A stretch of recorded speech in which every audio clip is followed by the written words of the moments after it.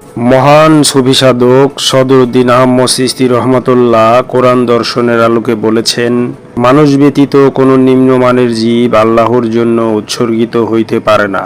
সুফি সাধকের এই বাণীকে বাহ্যিক অর্থে দেখলে অনেকের কাছে বিস্ময়কর মনে হতে পারে, কারণ সাধারণভাবে আমরা মনে করি পশু কোরবানি আল্লাহর জন্য উৎসর্গ।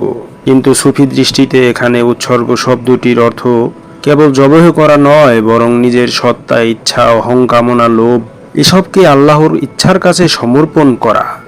মানুষ ছাড়া পৃথিবীর সমস্ত সৃষ্টি প্রকৃতিগতভাবে আল্লাহর বিধানের অধীন।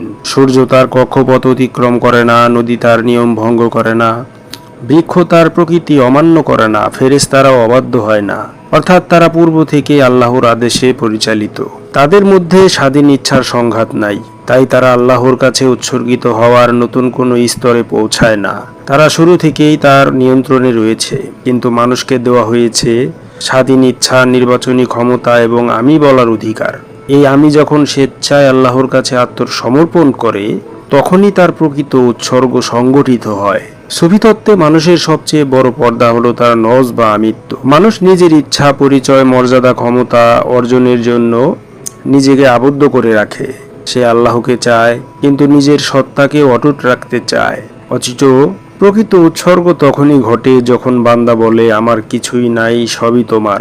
এই অবস্থাকে তাসাউফের ভাষায় ফানা বলা হয়, অর্থাৎ নিজের অহংকার এবং পৃথক সত্তাবোধের বিলুপ্তি। নবী ইব্রাহিম আলাইহিসসালামের কোরবানির ঘটনাটাও মূলত এই রহস্যেরই প্রতীক স্বরূপ। আল্লাহ পশুর গোশত বা রক্ত চান নাই। তিনি দেখতে চেয়েছিলেন ইব্রাহিম নিজের সবচেয়ে প্রিয় জিনিসটিকেও আল্লাহর জন্য ছেড়ে দিতে পারেন কিনা। কোরআন ঘোষণা করে যে আল্লাহর কাছে গোশত বা রক্ত পৌঁছায় না, পৌঁছায় মানুষের তাকওয়া। অর্থাৎ বাহ্যিক পশু কোরবানি আসলে অন্তরের কোরবানির প্রতীক স্বরূপ। প্রকৃত কোরবানি হলো নিজের নফসকে জবেহ করা। এই বাণীর আরেকটি গভীর দিক হলো, মানুষই একমাত্র সৃষ্টি যে আল্লাহর প্রেমে নিজের স্বার্থ ত্যাগ করতে পারে।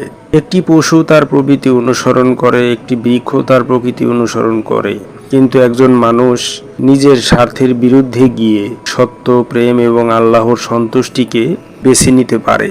তাই মানুষই প্রকৃত উৎসর্গের যোগ্যতম ক্ষেত্র। মানুষের হৃদয়ই সেই বেদী যেখানে আল্লাহর প্রেমের আগুন জ্বলে উঠতে পারে।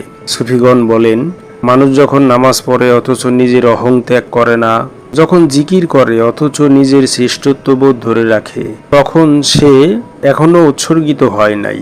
উৎসর্গের চূড়ান্ত স্তর হলো এমন এক অবস্থা যেখানে মানুষ নিজের ইচ্ছাকে আল্লাহর ইচ্ছার মধ্যে বিলীন করে দেয়। তখন তার জীবন, মৃত্যু, ভালোবাসা, ঘৃণা, দান, ত্যাগ সবকিছুই আল্লাহমুখী হয়ে যায়। বাতিনি অর্থে এই বাণী আমাদের স্মরণ করিয়ে দেয় যে আল্লাহ মানুষের কাছ থেকে কোনো বস্তু চান না।